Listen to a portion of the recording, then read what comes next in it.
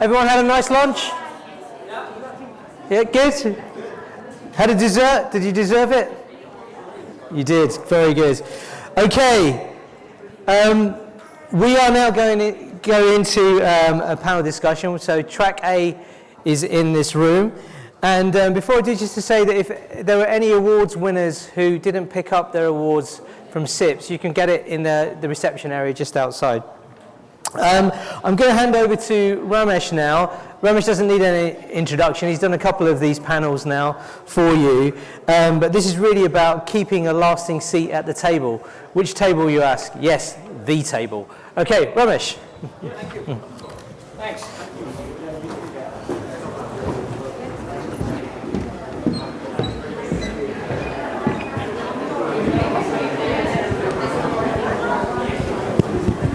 Okay, can you guys hear me? Thank you for that confirmation. Actually, this is much better today, because yesterday I was moderating in a similar discussion where there was just one person sitting next to me, which was very awkward. But at least today I have some great company, so maybe I'll invite our panelists to come over. Jason, Unchen, Thibault.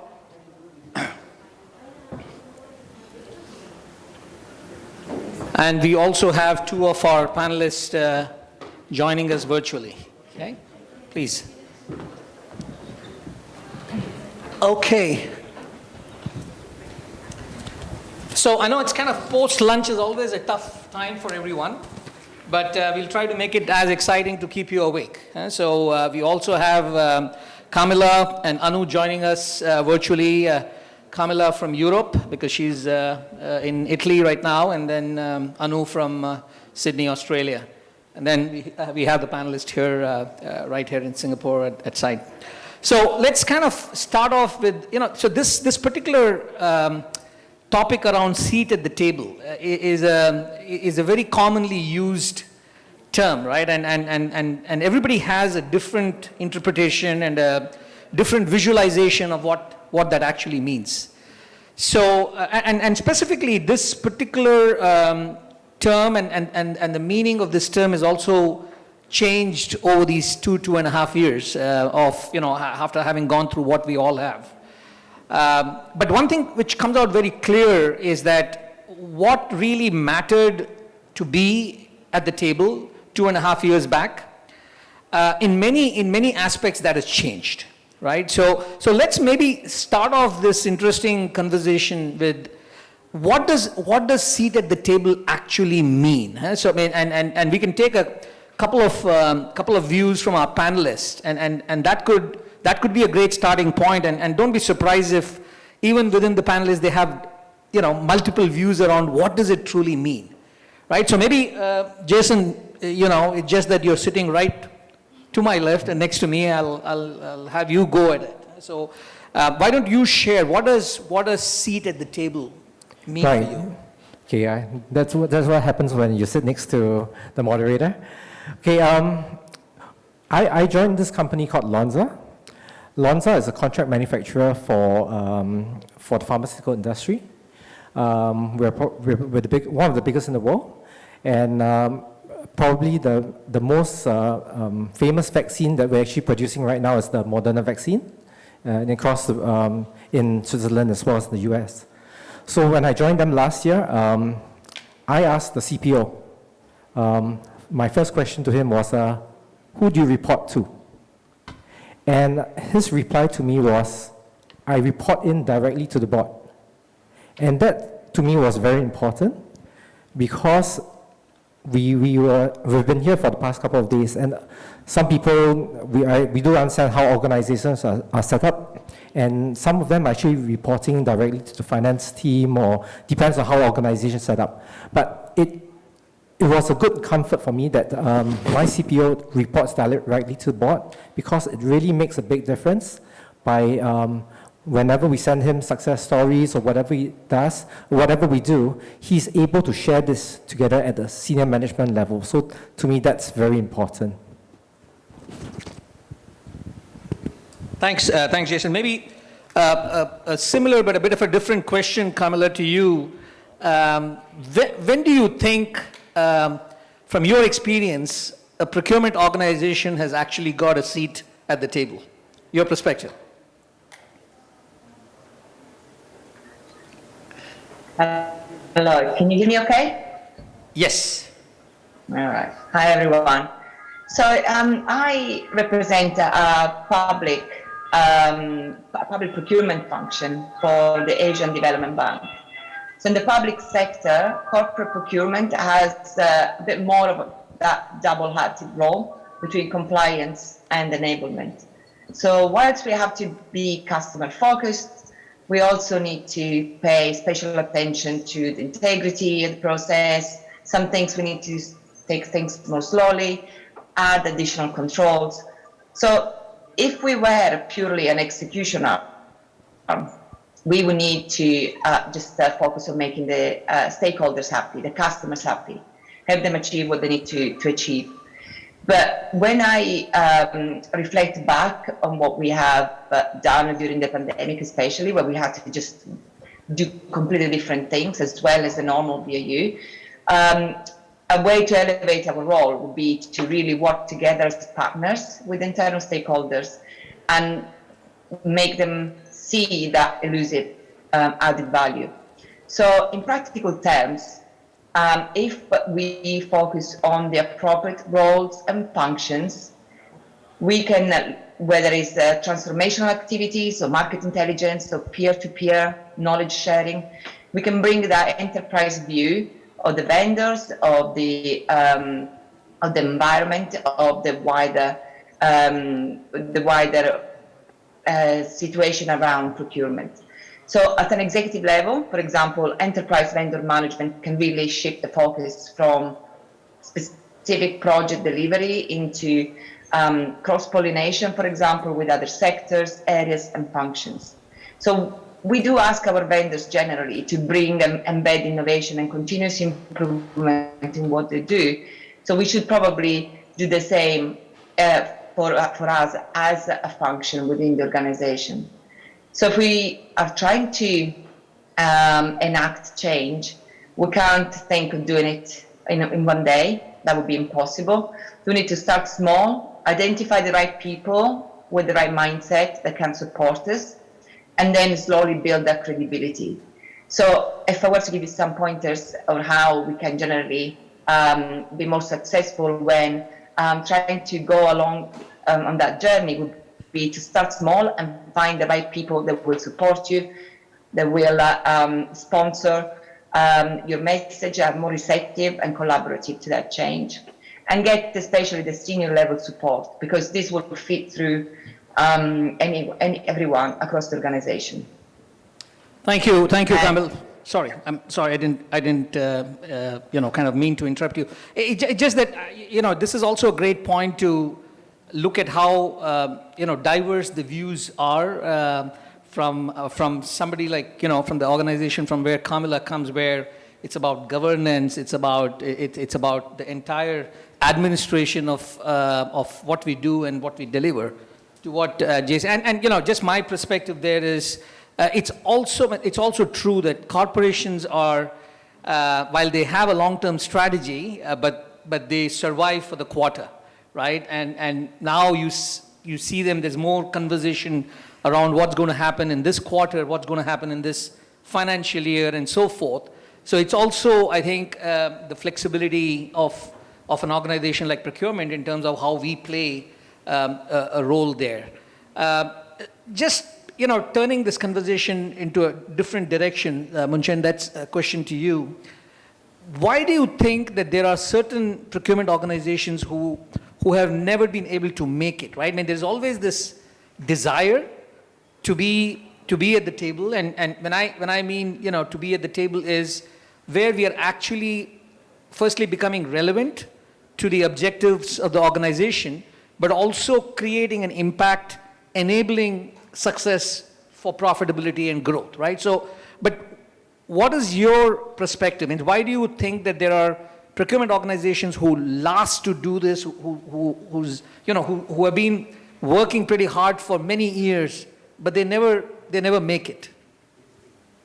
Yeah, I think while the perception of a lot of management in organizations towards purchasing will eventually change, hopefully.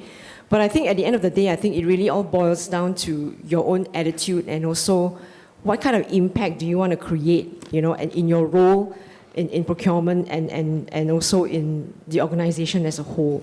I think by default, I think right now, all of us need to be really good at what we do. But if you think about it right now, I think just being good at what you do may not be actually good enough. I think how do we then strive to be great at what we do? I think that will have to be the fundamental, I think, in terms of how do you then start to show your value in any organization.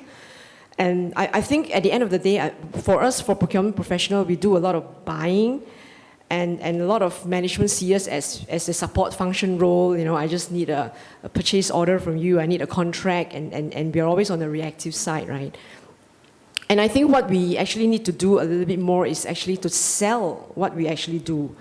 How do you have, grab every opportunity that you have in any conversations that you have with colleagues from other departments, I think is to share about how interesting and exciting procurement can be. It's not just about, we look for 3 codes to fulfill our SOPs, and then, you want to get your product, or you want to get your service, we'll get it for you, and that's it. But actually, procurement can be very exciting, and I think we need to be able to create that excitement, for a lot of our fellow colleagues, to our management, that we actually can do a lot of interesting stuff, and some of it, like for example, sustainability, I think is really hot on a lot of companies' plate right now. So can procurement play a role in it? Definitely, and just an example from my side, for my company, our department procurement actually created a green task force, in the organization, which is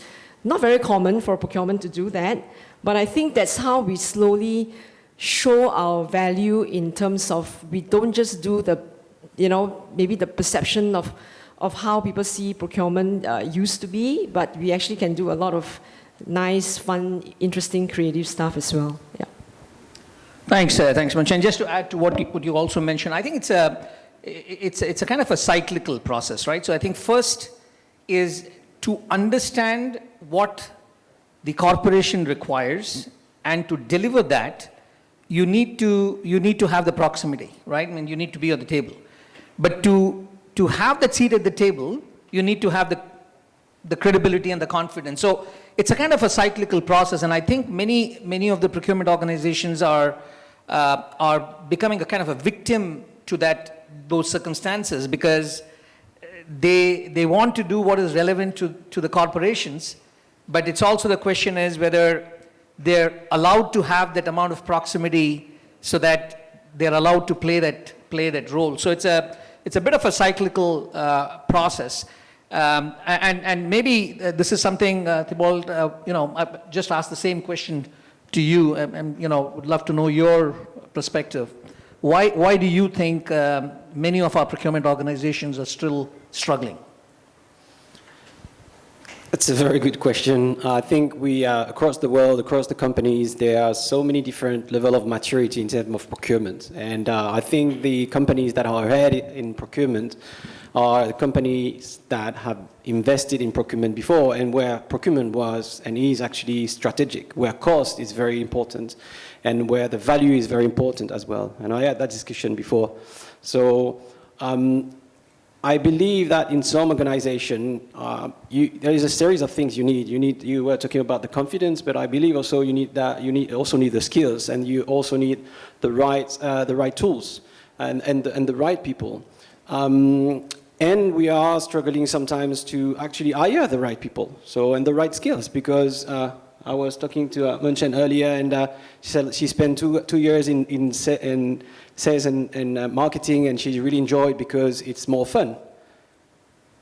And maybe it's more fun, but I mean, I've been in procurement my life, and I think it's fun. But I think we're missing this. We are very excited about our job. The reward of our job is not as good or as much as the sales and marketing team. That's very true. We are the poor sister or the poor brother of the companies. But I think it's up to us to change the way we act, because we are actually acting that way. So I think we have to change our own mindset to have a seat at the table. We really have to. We have to make probably procurement more attractive, and that starts at school, at university, and making sure that people are actually aware of what procurement is. And when I talk about procurement within DPDHL, as an example, we have many different divisions. We are covering 220 countries.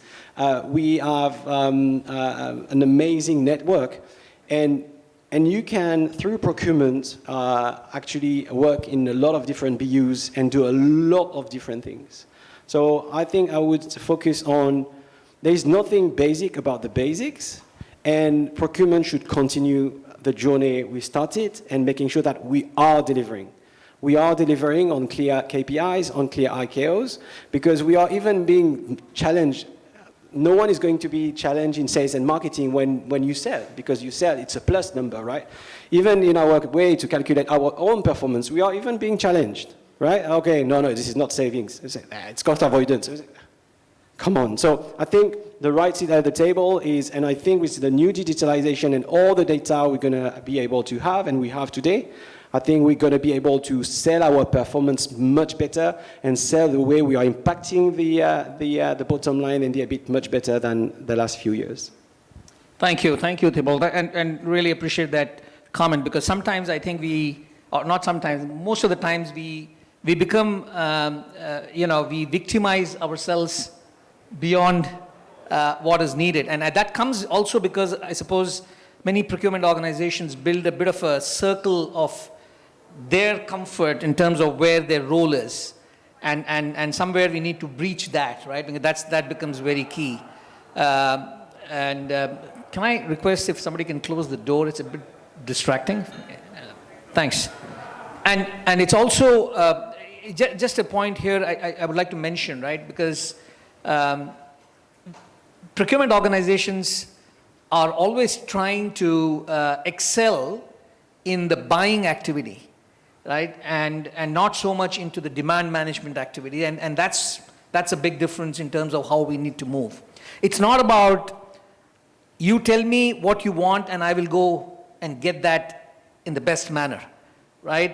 It's a bit of a primitive way to look at it. It's about sitting with the person who is asking us to buy something and asking him, why do you actually need it, right? So it's more that upfront basic question. But going back, if you look at these 2.5 years, our value proposition has also changed. So with COVID, as soon as you come in, because the needs of the business and the corporation has changed. So what is that which we now would need to start doing to ensure that the seat at the table, if you had or we had it 2.5 years back, is secured? Or if we didn't have one, what is that which we start to really seriously think about? So I want to invite Anu, who's calling us from, who's kind of joining us from Sydney. Anu, your perspective, please, on this.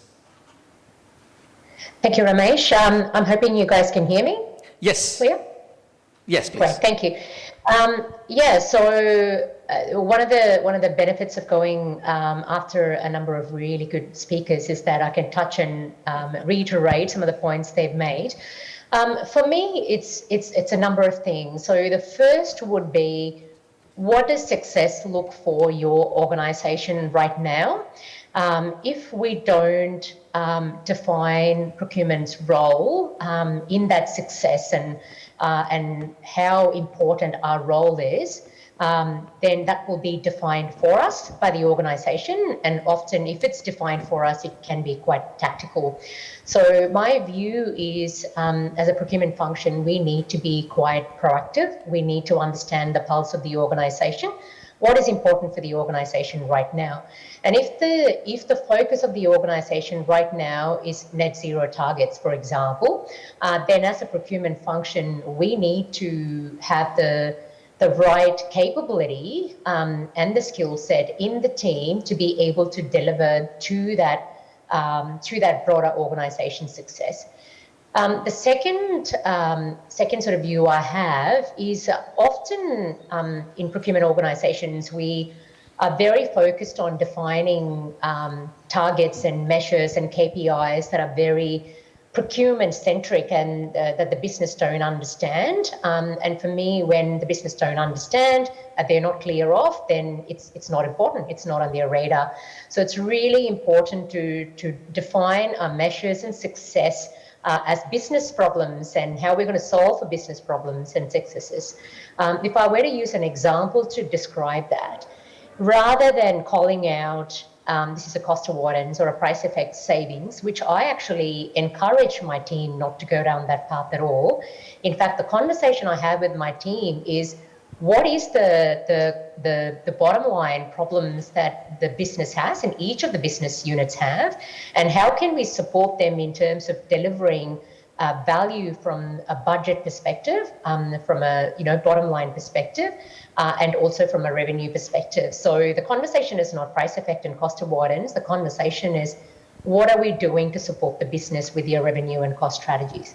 And the final point that I want to add is the challenge that we have as a procurement function is year on year, the skill sets and capabilities that are expected of us seems to grow, right? So if I were to go back a few years, doing really strategic commercial deals and panels was great, was fantastic.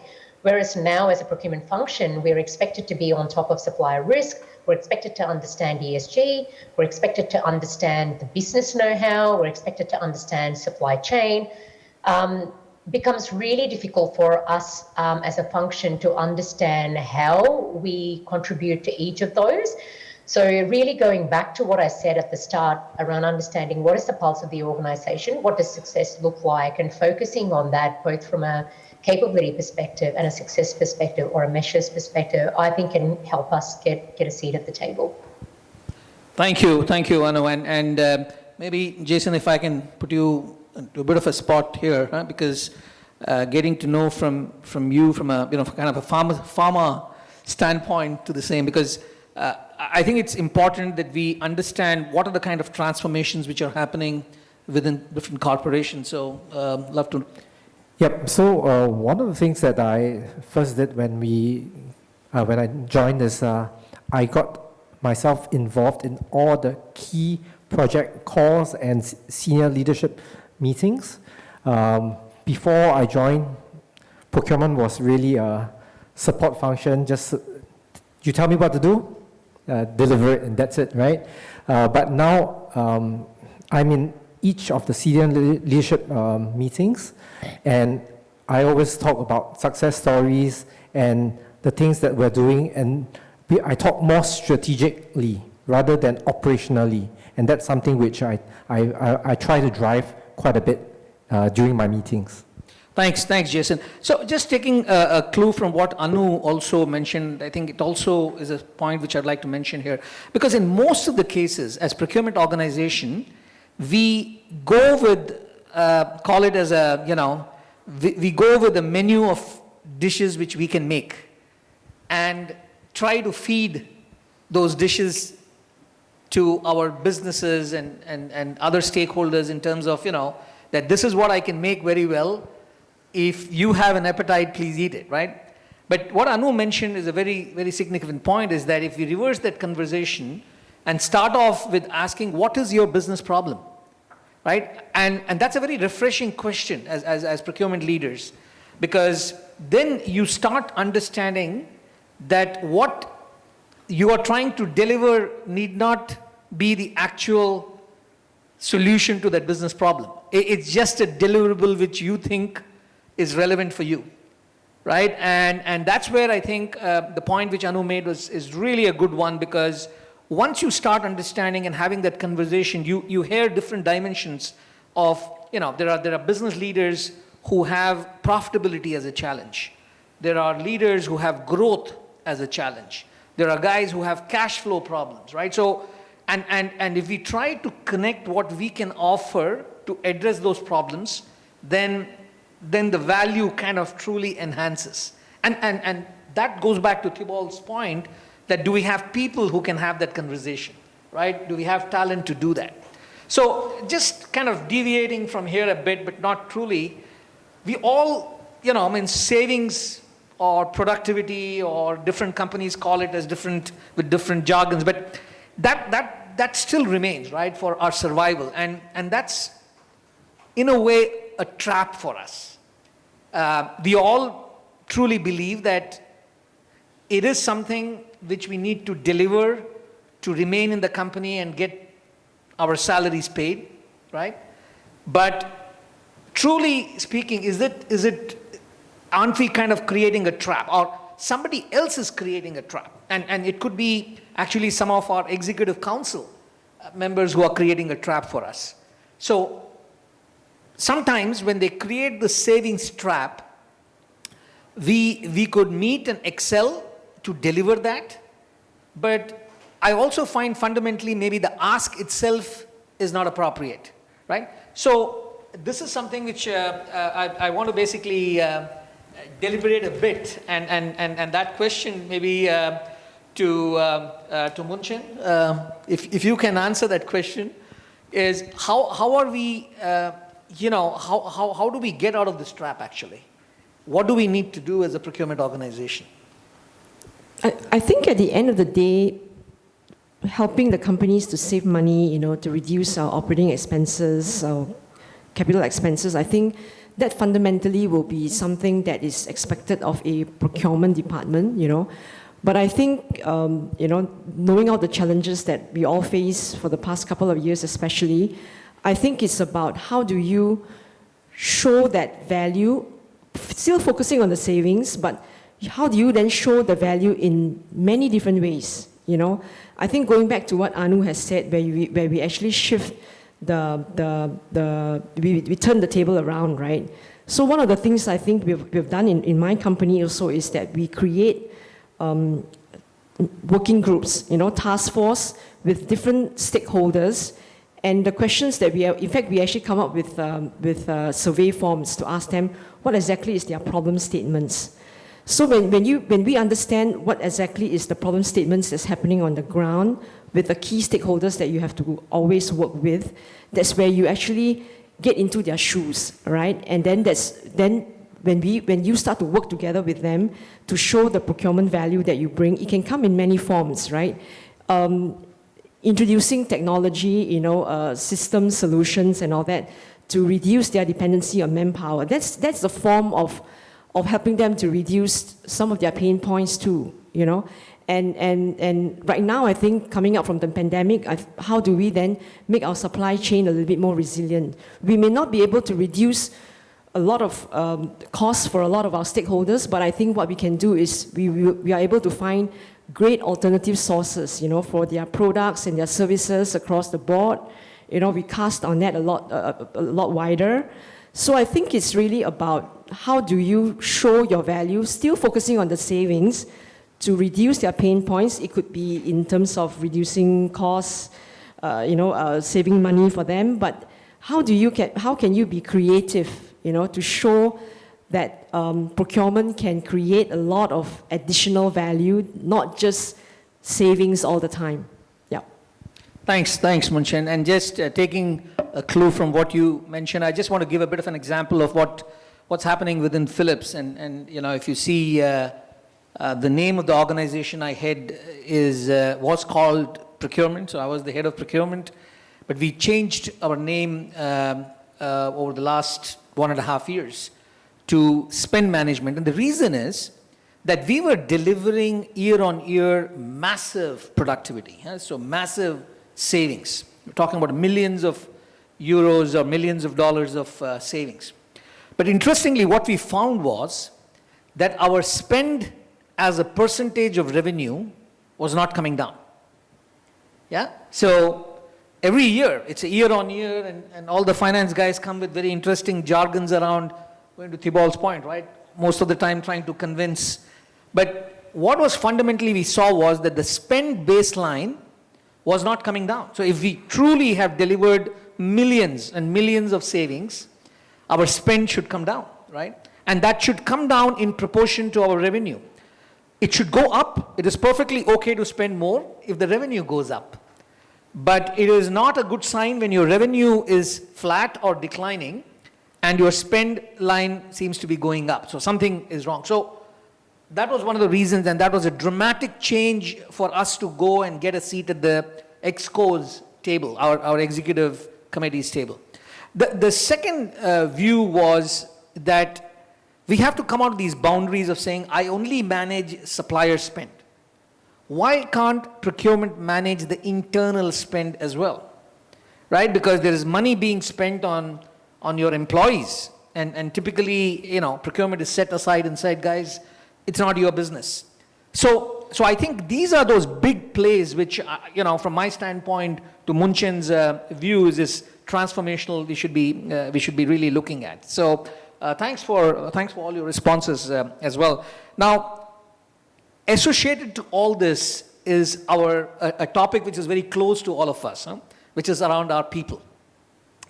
Without talent, without the right people, we can't be doing what we think we should be doing. Specifically, when it comes to hardcore, dramatic transformation, it's a huge shift of the quality of people we have, and it's clearly shown that our priorities have changed in 2.5 years. So Thibault, because you were alluding about talent, and we really want to hear more about what's your perspective. What do you think is truly changing? Where should we be making investments in our new talent, and what could the new talent be looking like? Thank you. Again, I think we probably need to have a better sales pitch as buyers and in procurement on to how attract people. I had an interview earlier today, and I was mentioning from a management perspective, and I'm talking about procurement. So strategic management, category management, project management, relationship management, and change management are the 5 skills that we should be looking at, right? From a procurement perspective, I think these skills are extremely important for us. Then we need to make sure that we have the right financial skills as well. Then I said financial skills is like procurement people should be able to have a very clear conversation and open conversation with CEOs and especially with CFOs when it comes to performance and the impact on the EBIT. I come back to the impact on the EBIT because I think it's important. Now, and then we need people with strong negotiation skills. I think that's the bread and butter of procurement, right? We need to be able to negotiate properly. And negotiating properly is to make sure that we are spending the right amount of time on the right project. And Anu was mentioning value, and I think it's all about value. It's value for the companies, and 2 days ago I was talking about our customers. So it's all about our customers. So whatever we do in procurement, we need to make sure that we are thinking about our customers. It's all about the customers and the value we are bringing to the companies, yes, but to our customers at the end of the day. The journey of procurement, and when you look at the skills we're looking for, we were really tactical and price-oriented. Then we move on to cost, and we've done a lot of things on TCO. Now we need to move out of that because cost is not everything, because we are talking about ESG, we are talking about risk management, we are talking about compliance. So we are moving to TVO, which is total value of ownership, right? So I think that's important for our people to understand what is procurement, and if we, I think, sell procurement properly, we will be able to get the right talent.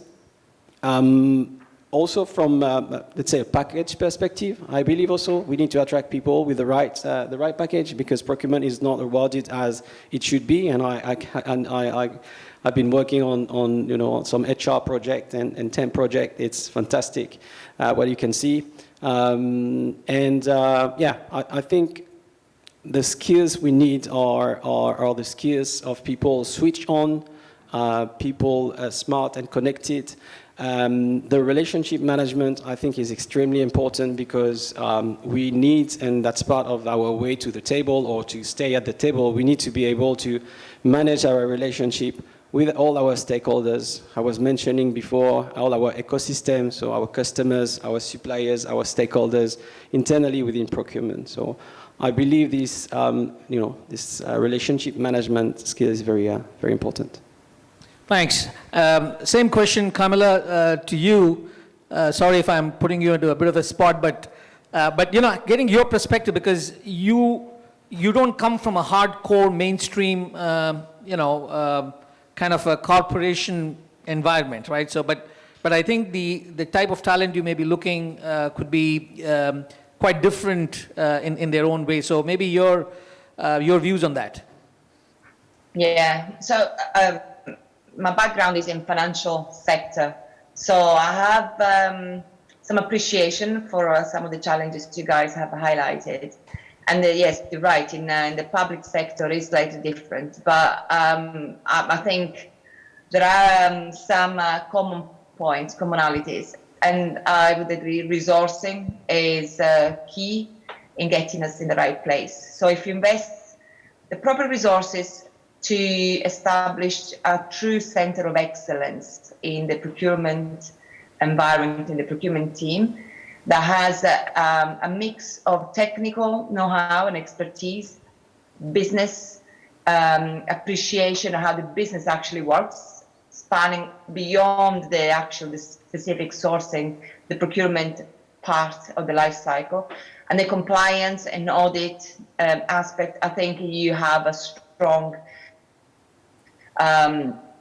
group there that can really elevate the role of procurement and can act at that senior level that you require to really be sitting at that table. The other ask I would have for the top management in regards to how procurement can evolve is to be open to change. So the pandemic has created many opportunities for us to do things differently, to reinvent some of the ways in which we do things. And procurement right now sees what's up there sometimes better than what people sitting at the table do. And the last thing I would say is celebrate procurement success. It's a bit like IT. IT is celebrated very little, but it's usually talked about when things go bad. And the same is with procurement. Celebrate the good things that procurement do, whether it's a transformation initiative, whether it's major program, change program, an outsourcing, a development into what you're saying, into the spend management. Celebrate it. Celebrate the value that procurement brings, and that will follow. The rest will follow. Thanks, Camilla. So while there, a very quick question to you, Camilla, before I kind of let you go for some time, is what would be, let's say, 3 top things which your leadership is asking out of you and your organization?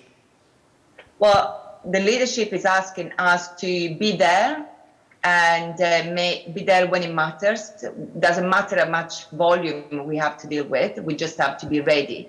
And to be ready, we need to create the bandwidth within the team and within the capabilities that the team members have.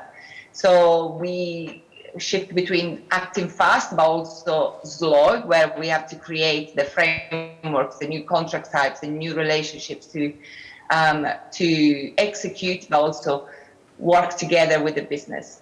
They ask us to solve problems, to just make it happen and find innovative ways to make that happen. And they ask us to be giving them solutions when they themselves don't even know where to go.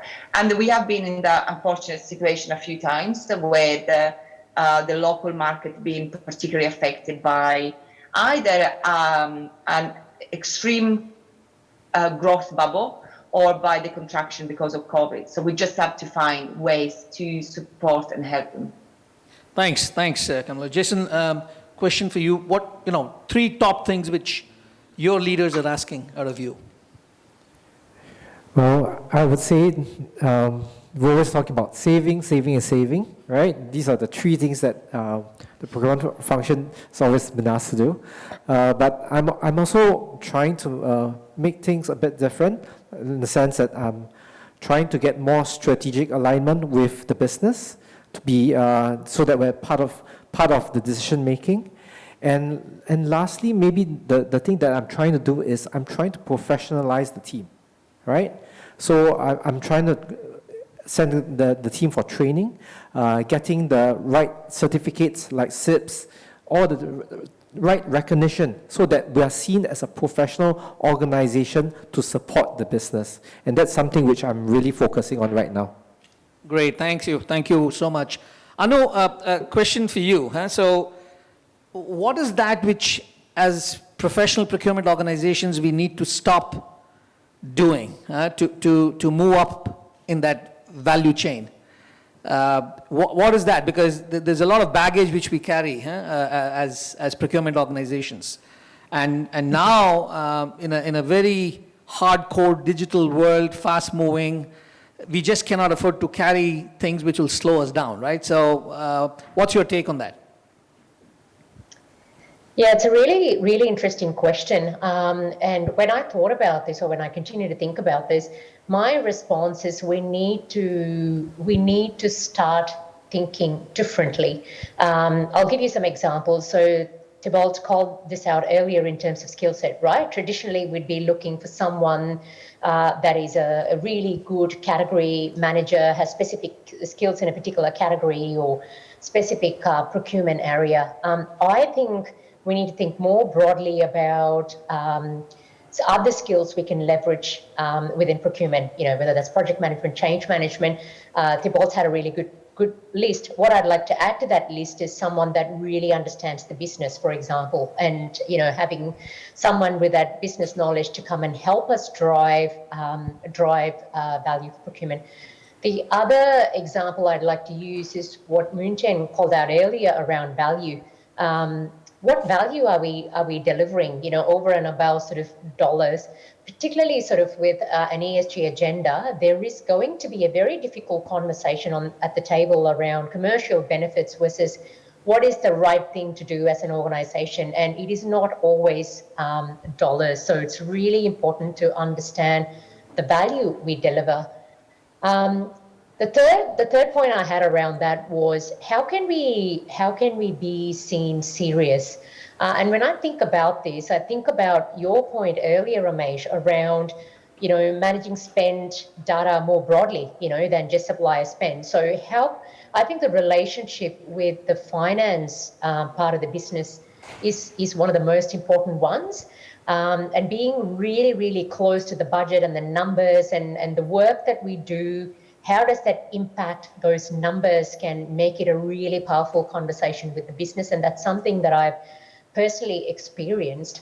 So we need to start thinking about that. And we also need to, with that sort of armed with that information, which is kind of my last point here, is to think about how we can have powerful conversations with the business, right? So what I mean by powerful conversations is about, as an example, often one of the challenges procurement would have is, we've identified all of these opportunities, but the business didn't want to progress with it. So, we haven't been able to work on it or deliver on some amazing things.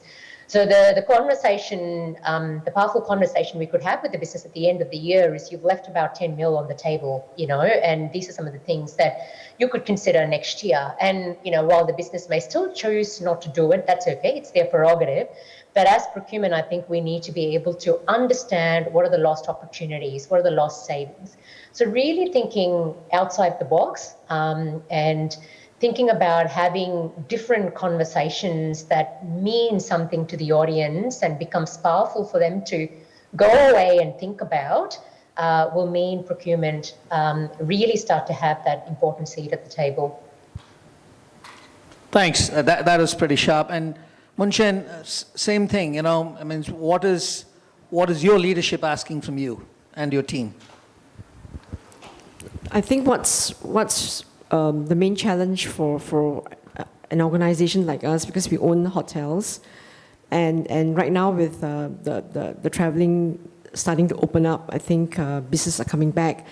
So what's a key concern for our management is we can't find the people to come and work, right? So I think one of the things that is being asked by procurement is how can we continue to look at ways to reduce our dependency on manpower, right?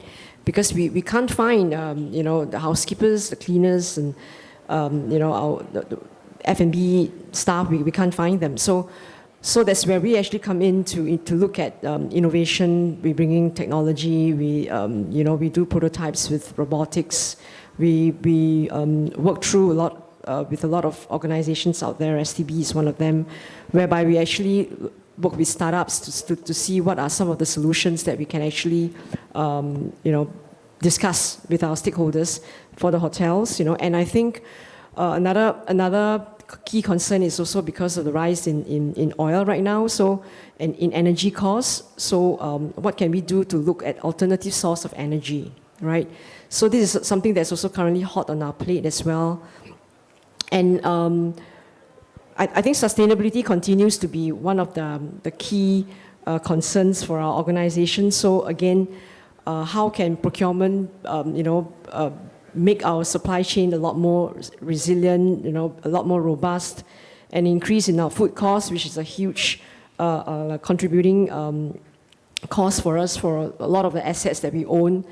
So how can we actually, cast our net wider and then look for alternative source for our key food items? So those are some of the things that we are constantly on the lookout to see how we can actually work with our stakeholders. And I think one of the ways that how we can work with them is really, again, like I said earlier, we need to have a lot of regular conversations, workshops, whatever you call them. And that's where we really get to know each other and what is exactly the problem statements and the challenges that they have on the ground. We need to put ourselves in their shoes, and then whatever that we want to introduce or we want to put across to them, we've got to consider how does that impact them. And I think usually when we do that, the results are almost positive most of the time. Yeah. Thanks, Munchen. And that was an interesting comment you made, right? Means in your industry, if today workforce is a challenge, right? I mean, it's a larger challenge than a procurement organization's challenge.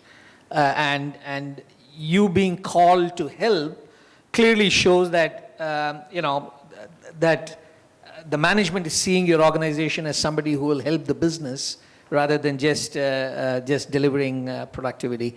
Thibault, you'll be the last one to ask, for me to ask this specific question. Again, three things from a company like DHL, which right now logistics is closest to everybody's heart, right? And what is that which you're being asked to deliver? It's a very hard question because we set up our KPIs and IKOs before February this year.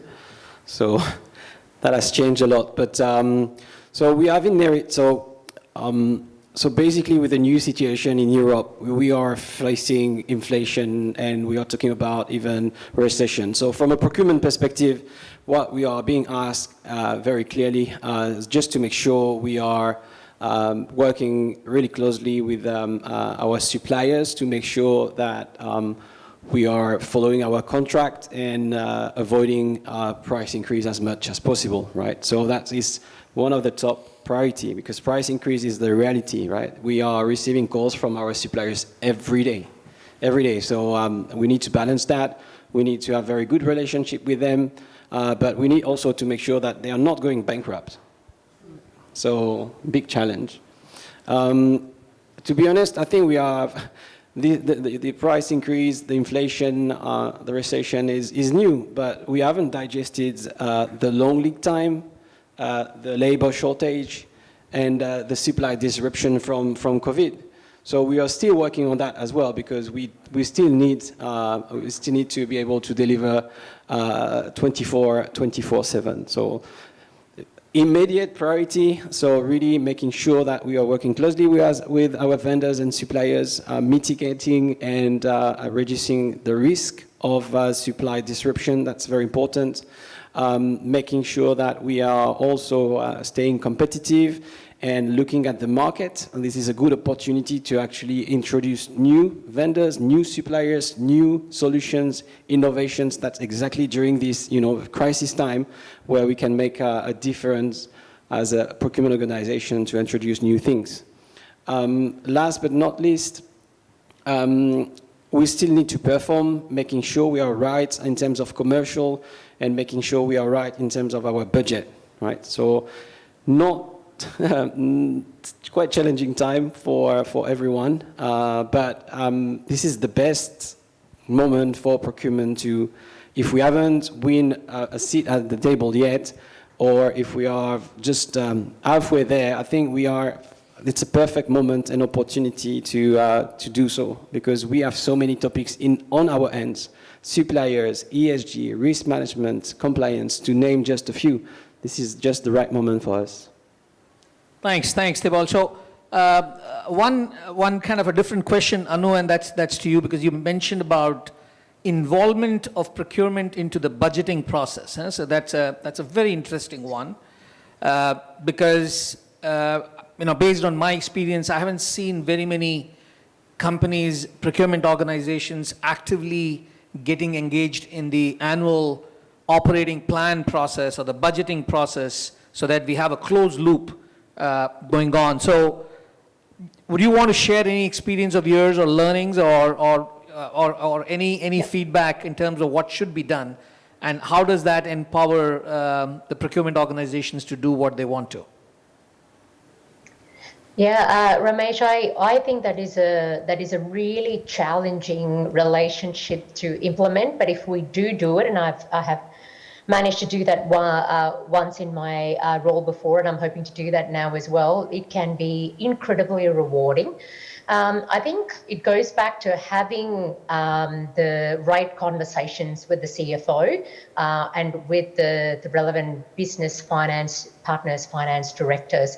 The reality is, year on year, CFOs have a challenge around cost. They have problems around managing budget for their businesses, and businesses continue to have this challenge around growth and revenue and cost. So it is a problem that we can tap into.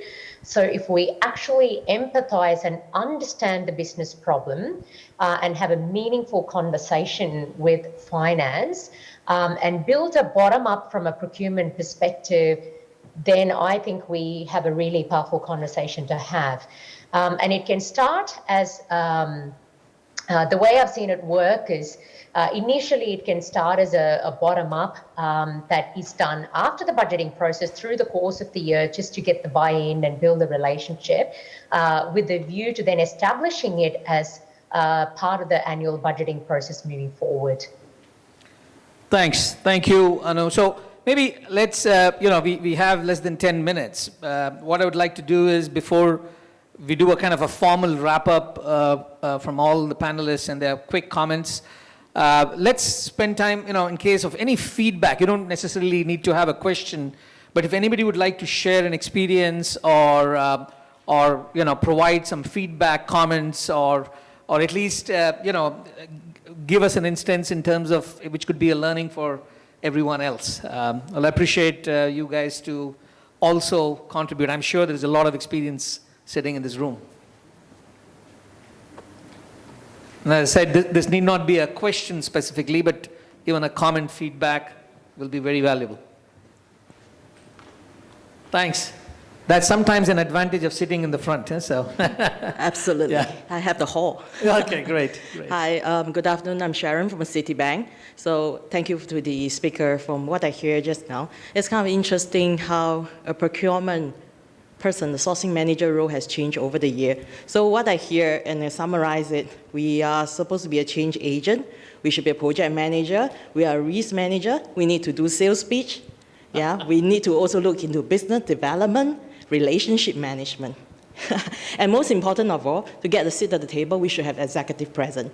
Right. So how would you, as leader of procurement team, in your respective organization, then work out the hiring plan for your team and the training, and most importantly, what would then make your procurement team successful in terms of the measurement moving forward? Beautiful question. So is that to any specific panelist, Sharon, or anybody can respond to that? Okay. Okay, moderator to decide. That's a good delegation. So, so maybe Munchen, you want to take that? So that's a very good one. I'll try to answer. Yeah, that's actually a lot of mini questions in one question. You know, yeah, but there's a lot of hats to put on, right? You know, but I think the ability to tell a story, you know, to influence, I think that's become very critical for procurement. Unlike, you know, it's expected of procurement to buy and source, right? Usually we're not the ones like the marketing people to go and sell and all that. But I think it's becoming very important right now for us to get the fundamentals right. We got to be good at what we do, you know, you got to have the right substance. It has to be already in your DNA, like a default, right? But I think what the additional skills, I think, for procurement professionals moving forward is the ability to influence. I think the ability to communicate your ideas so well that people buy into your story, you know, win mind share. I think that's very critical right now for the procurement in the new normal right now.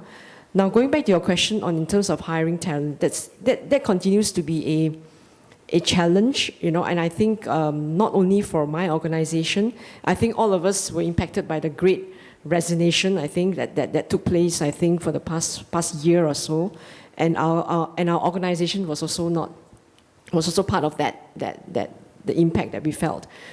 So I think for me, when we hire the talents that join our company, obviously our HR puts them through a program to make sure that at least they fulfill the basic fundamentals in joining our company. In terms of procurement, right, what I'll do is I tend to focus a little bit more on the personality and the character of that individual and not so much on the skill set. Because, like I said, I think right now for procurement, what you need to be good at, it is already, to me, not good enough. It has to be already a default when you join a company. And what sets you apart is your personality, your creativity, you know, in solving problems. How do you interact with people? So they obviously there will be hits and misses when you actually bring talents in, you know, there's no doubt about it. I think for us, when we bring them in, we start them small with mini projects. And then when you actually get them on small projects and with not as many stakeholders as a large project, you see how they project manage. You see how they actually interact with people. Are people comfortable with them? So for me, that's how I evaluate the talents that I bring in to see if they are actually ready for the next step, you know. But again, I think the fundamental, you know, of really a good procurement professional, I think right now we've got to really start to think about how can we not just be good, but we've got to be great. Yeah. I hope that answers your question. You have a comment? Yeah, sure, Timo. Go ahead. I absolutely agree. Just to complete you were mentioning the set of skills that I mentioned. It doesn't have to be one person, right? It doesn't have to be, you know, the sourcing manager being able to do everything. And that's the transformation we are going through at the moment is that, okay, we're talking about risk management. So we are building out a team. We have a risk management team. We're talking about sustainability and ESG. So we are building that team. So it sits under procurement, but we're not talking about sourcing. And I think this is also something new. It's new, but you're right. And the time for the transition and to have the team in place, the sourcing managers, which for me, our careers in DPDHL, in DHL, careers we call they are our superstars because it's all about them, right? They are the face of the customer. It's all about them. So my superstars in my procurement organization are my sourcing managers, right? The people delivering on the ground, because we can speak as much as we want, we still need to deliver. So, but during that transition, and I have been a sourcing manager before, so I know what I'm talking about. But during the transition, yes, the number of hats and caps that the sourcing managers and the sourcing team and the purchasing team needs to have, it's quite a lot. It's quite overwhelming, even more during COVID, even more now. So yeah, we need to look after our people. We need to look after the health and safety of our people.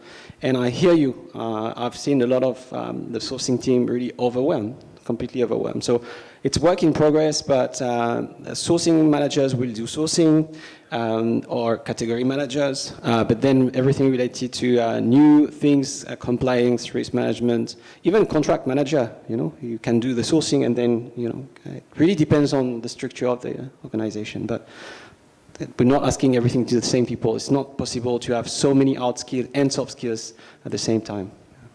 Thanks, Debol. Actually, the way she was describing it was like almost a Superman to be there, right? But that's true. Any last minute comment, questions? We got 2 more minutes to go. Happy to take. Yeah. Hi. So my name is Tiaron. So from Adidas. I have a few comments. Agree that procurement can be a very creative job, to be honest. So I totally agree with what you just said, and I think procurement community don't celebrate ourselves enough. Yes, because we're always hiding behind the business stakeholders. Very good. Yeah. We should take all the credits we earn for ourselves and highly celebrate ourselves in front Absolutely. Of BUs as well. And for the team, I think we need to shift the fixed mindset to growth mindset, because it's really important. We are not being told by business stakeholders, you cannot do this because we don't have budget, or this is the process, this is our strategy. We should be the one to influence the strategy, because our BUs probably sometimes they don't even understand their strategies. They don't know where they're heading to. When they get into a new market, they might be lost themselves. Yeah. So we should be the pioneers, because we have all the connections and with suppliers across the world. We can tell them what's going on in the market, and we should be the one to drive the whole initiatives instead. So by leading the organizations, I do believe that procurement can add value, and we also can be the revenue generation engine as well, because it's no longer about cost containment, because we've been cost containment for the past 3 years. We've done a lot of things. 3 years? 100 years? Yes. Extremely 3 years, yeah. And then we should shrug it off all those non-value added process. Whatever we execute anything, we should ask ourselves, does it really make sense, or just do it for the sake of some kind of request? Yeah, so I always think that something, maybe I can do it better. And we put into the critical thinking into that. So I think this is what I want to address. My comments for 2 minutes. Thank you so much. Can we have your name again, please? We didn't. Tian Rong. Tian. Okay. Absolutely. I think you mentioned some of the really critical parts of what we should be changing, and thank you for that. Thank you for that comment. So we are at the end of our time. So I just want to wrap up with a couple of statements, right? And this has a bit of my own personal reflection besides all the inspiration I got from the panelists today. So if you look at what's going to change, there are going to be dramatic changes coming our way. In fact, it has already started happening, right? So we have to look within our organization, within our sphere of control, in terms of, are we still going to be relevant to our enterprise?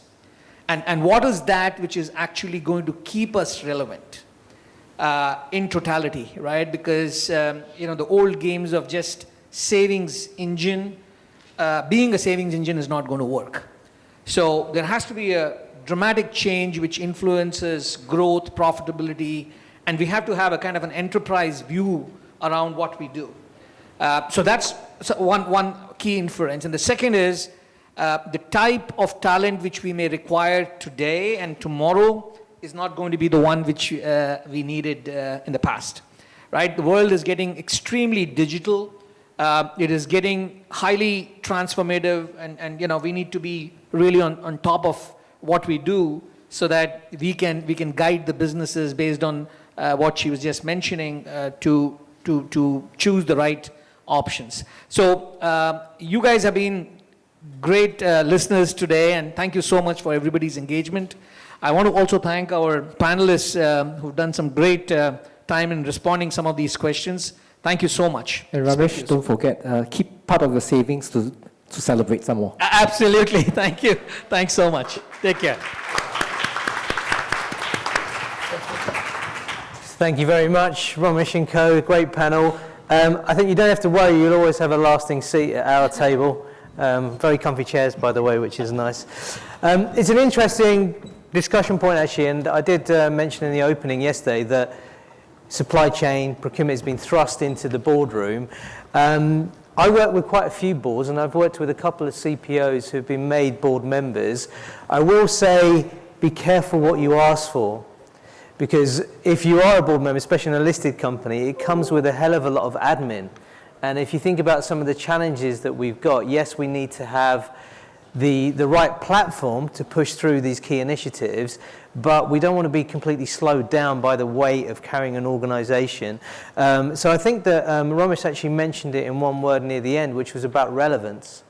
We suddenly have this relevance in the boardroom, and for me that's key, that relevance doesn't go away. And if that is represented by another board member in a different way, that's fine. We don't want to lose that dialogue and that involvement of what happens at board level. Okay, moving on, we're going to let everyone